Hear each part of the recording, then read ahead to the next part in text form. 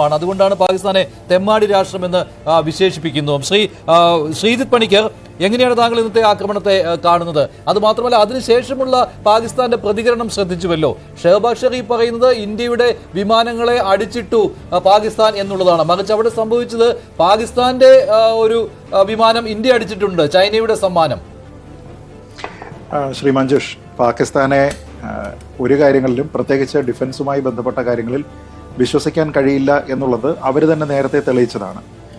മുമ്പ് നമ്മുടെ air space breach ചെയ്തിരിക്കുന്നതുമായി ബന്ധപ്പെട്ട് നമ്മൾ കംപ്ലൈൻറ്റ് പറയുന്ന സമയത്ത് അങ്ങനെയൊന്നും ഉണ്ടായില്ല എന്നൊക്കെ പറയുമ്പോൾ അവരുടെ F-16 ഉൾപ്പെടെയുള്ള കാര്യങ്ങൾ അവർ ഉപയോഗിച്ചിട്ടുണ്ട് എന്നതിൻ്റെ ഈ അമ്യുനേഷൻ്റെ ബാലൻസ് ഒക്കെ ഇവിടെ ഉണ്ടായിരുന്നതിനെ നമ്മൾ എടുത്ത് കാണിക്കേണ്ടി വന്നു.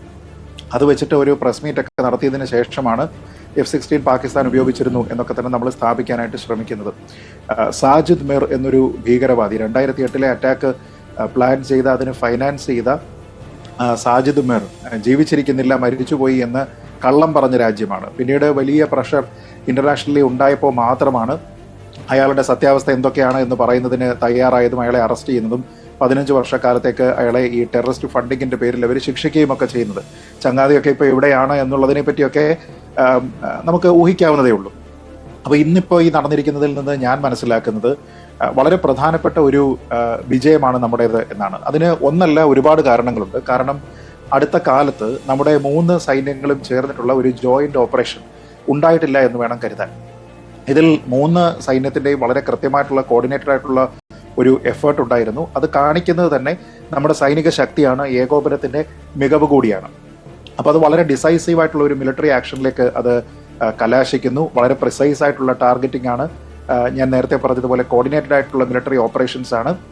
അപ്പോൾ ക്രോസ് ബോർഡർ ടെററിസത്തിനെതിരെ നമ്മുടെ രാജ്യത്തിൻ്റെ ഓരോ ഇഞ്ച് മണ്ണിനെയും പ്രൊട്ടക്ട് ചെയ്യുന്നതിന് വേണ്ടി 3 ഫോഴ്സസും പ്രതിജ്ഞാബദ്ധമാണ് എന്നുള്ളതിൻ്റെ ഒരു ഡെമോൺസ്ട്രേഷൻ എന്ന നിലയ്ക്ക് നമുക്കിതിനെ കാണാം.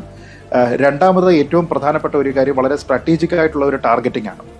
കാരണം സിവിലിയൻ കാഷ്വാലിറ്റീസ് ഉണ്ടാകാതെ ഇരിക്കുക, അതേപോലെ തന്നെ പാകിസ്ഥാനെ പ്രകോപിപ്പിക്കുന്ന രീതിയിലത്തേക്ക് അവരുടെ മിലിറ്ററി ബേസുകളെ അറ്റാക്ക് ചെയ്യാതിരിക്കുക, പക്ഷേ വളരെ ശക്തമായ രീതിയിലത്തേക്കുള്ള ഒരു തിരിച്ചടി കൊടുക്കുക എന്ന് പറയുമ്പോൾ നേരത്തെ ഉണ്ടായിരുന്നത് പോലെ ഒരു പ്രദേശത്ത് മാത്രമല്ല.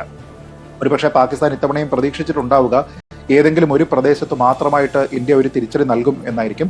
പക്ഷെ അവിടെയാണ് കേവലം നമ്മുടെ നിയന്ത്രണ രേഖയിൽ നിന്ന് 30 കിലോമീറ്റർ മുതൽ അതിന് മുകളിലേക്കുള്ള ഓരോ, ഇപ്പോൾ 100 കണക്കിന് കിലോമീറ്ററുകൾ വരെ താണ്ടി 9 പ്രിസൈസ് ആയിട്ടുള്ള സ്ഥലങ്ങൾ എടുത്തതിന് ശേഷം അവിടെയെല്ലാം വളരെ ഫോക്കസ്ഡ് ആയിട്ടുള്ള അറ്റാക്ക് നടത്തിയിരിക്കുന്നത്. അതിൽ തന്നെ ലഷ്കർ ഇ തൈബയുടെയും ജയ്ഷെ മുഹമ്മദിന്റെയും ഒക്കെ തന്നെ ഹെഡ്ക്വാർട്ടേഴ്സ് ബോംബ് ചെയ്യുക, അതിൽ തന്നെ ഈ മസൂദ് അസറിന്റെ കുടുംബാംഗങ്ങളെ തന്നെ ഇല്ലാതെയാക്കുക എന്നൊക്കെ പറയുന്നത് വളരെ വലിയ നേട്ടങ്ങളാണ്. എന്ന് വെച്ചാൽ നമ്മൾ അങ്ങനെ ഒരു എയർ ഒഫൻസിന് പോകുന്ന ഒരു രാജ്യമല്ല.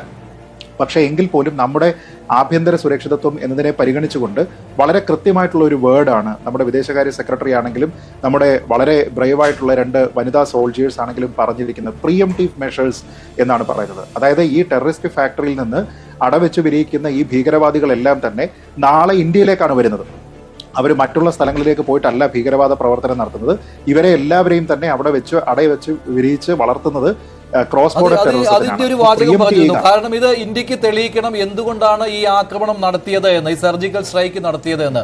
പാകിസ്ഥാനോട് ആവശ്യപ്പെട്ടതാണ് ഇതിനെ അപലപിക്കണം എന്ന്. പാകിസ്ഥാൻ പഹൽഗാം ഭീകരാക്രമണത്തെ അപലപിച്ചിട്ടില്ല. ഇനി അങ്ങോട്ട് ഭീകരരെ ഇങ്ങനെ കടത്തിവിടില്ല എന്ന കാര്യം പറയണമെന്നും ഭീകര പ്രവർത്തനത്തിന് പ്രോത്സാഹനം നൽകുകയില്ല എന്ന് പറയണമെന്നും ഇന്ത്യ ആഗ്രഹിച്ചിരുന്നു. പക്ഷേ അത് പാകിസ്ഥാൻ ചെയ്തിട്ടില്ല. അപ്പോൾ പിന്നെ ഇന്ത്യക്ക് മുന്നിൽ ഒറ്റ മാർഗമേ ഉള്ളൂ. ഇനി അങ്ങോട്ട് ഈ ഭീകരർ അത് പാകിസ്ഥാനിലെ നഴ്സറികളിൽ നിന്ന് ലോഞ്ചിങ് പാഡുകളിൽ വന്ന് അവിടെ നിന്ന് ഇന്ത്യൻ അതിർത്തി കടന്ന് കശ്മീരിലെത്തി ആക്രമണം നടത്താൻ ഉണ്ടാകരുത് എന്നുള്ള തീരുമാനം ഇന്ത്യ എടുത്തു. ഇക്കാര്യം വ്യോമിക സിംഗും സോഫിയ ഖുറേഷിയും പറഞ്ഞിരുന്നു ആ വാർത്താ സമ്മേളനത്തിൽ. ഇതാണ് കാരണം എന്ന്.